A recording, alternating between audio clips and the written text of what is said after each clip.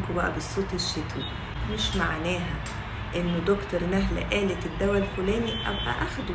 الجلوكوفاج لحالات معينة، الجلوكوفاج ما بيخسسش لوحده، ده علاج للناس اللي ما بتخسش رغم إنها عاملة دايت. الجلوكوفاج محظور على مرضى الكلى، الفشل الكلوي والكبد. يعني ايه؟ يعني بيجيب فشل كلوي؟ لا خالص. بيجيب كبد؟ لا خالص. بيجيب سرطان؟ لا خالص.